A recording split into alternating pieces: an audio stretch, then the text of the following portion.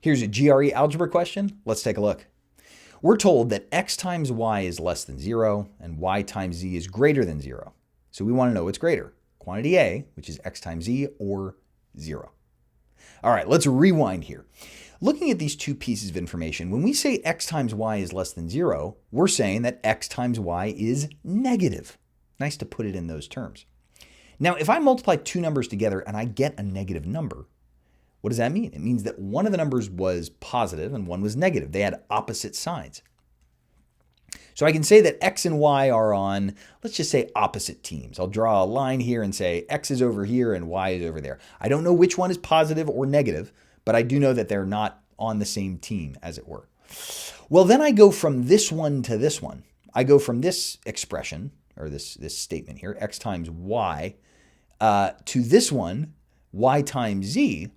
And what changed? Well, instead of an x, now I have a z. The y stayed the same, but I changed the x to a z, and look what happened. It became positive. So that means that y and z are on the same team. Following me with this? Right? Y and z are on the same team because when you multiply a positive and a positive together, you get a positive. When you multiply a negative and a negative together, you still get a positive. So that means that x and z are on, we'll keep this metaphor going, opposite teams. And if x and z are on opposite teams, then x times z must be less than 0. So quantity B is greater here. For more GRE tips and tricks, or to sign up for my online course, follow the link on my profile.